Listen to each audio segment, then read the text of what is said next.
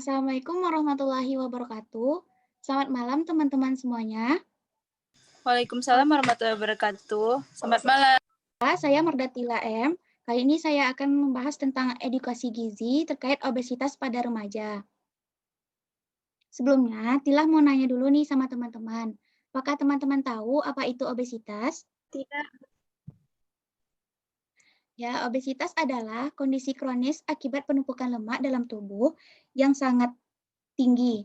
Obesitas terjadi karena asupan kalori yang lebih banyak dibanding aktivitas bakar kalori, sehingga kalori yang berlebih menumpuk dalam bentuk lemak. Apabila kondisi tersebut terjadi dalam waktu yang lama, maka akan menambah berat badan hingga mengalami obesitas. Penyebab obesitas. Secara umum, penyebab utama dari obesitas adalah ketidakseimbangan antara asupan dan pengeluaran energi yang diukur menggunakan unit kalori dan kilokalori.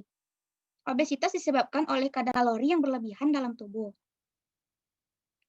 Apa aja sih sebenarnya faktor risiko obesitas pada remaja? Yang pertama itu ada genetik atau keturunan. Yang kedua ada faktor sosial dan ekonomi. Yang ketiga ada faktor psikologi, stres, dan malas bergerak. Yang keempat ada kurang tidur atau sering begadang. Yang kelima ada gaya hidup yang tak sehat, misalnya sering mengkonsumsi junk food. Dan yang terakhir itu ada sering minum obat-obatan tertentu. Gejala yang dirasakan, sebenarnya tidak ada tanda gejala pasti dari obesitas. Namun, orang yang obesitas cenderung terlihat lebih gemuk dan besar.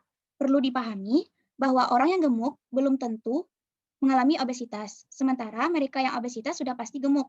Untuk menentukan apakah seseorang termasuk dalam obesitas atau tidak, terdapat beberapa cara menentukannya, yakni dengan mengukur.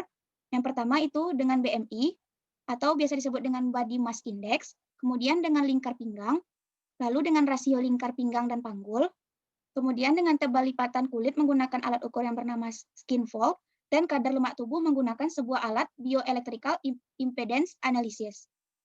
Selanjutnya, dampak dari obesitas. Yang pertama itu ada sulit bernafas, yang kedua munculnya masalah kulit, yang ketiga terjadi nyeri persendian dan otot kaki, yang keempat asam lambung naik, yang kelima bagi wanita itu menstruasi tidak teratur, yang keenam hipertensi, dan yang terakhir itu ada sakit punggung. Remaja obesitas rentan alami masalah mental dikarenakan orang yang bertubuh besar sering diperlakukan tidak baik atau dikenal fenomena fat phobia, seasons, atau diskriminasi terhadap ukuran. Hal ini tidak boleh dibiarkan karena termasuk body shaming dan berdampak negatif pada kualitas hidup seseorang, termasuk menurunkan rasa percaya diri dan menyebabkan masalah mental seperti depresi, kecemasan, dan gangguan pola makan. Lalu bagaimana sih cara menghindari obesitas? Yang pertama, dengan menerapkan pola makan sehat. Menu makan harian sebaiknya mengandung nutrisi lengkap yang terdiri dari karbohidrat, lemak, vitamin, dan mineral. Yang kedua, ada modifikasi perilaku makan. Misalnya, menahan keinginan makan di luar jam makan utama, serta mengontrol porsi dan jenis makanan yang dikonsumsi. Yang ketiga, ada aktivitas fisik. Cobalah beraktivitas fisik minimal 20-30 menit per hari.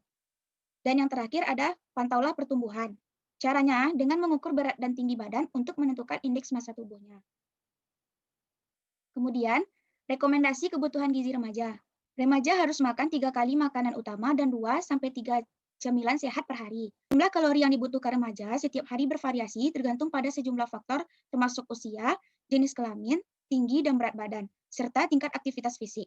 Selain itu, kebutuhan untuk menurunkan, mempertahankan, menambah berat badan, dan faktor-faktor lain mempengaruhi berapa banyak kalori yang harus dikonsumsi.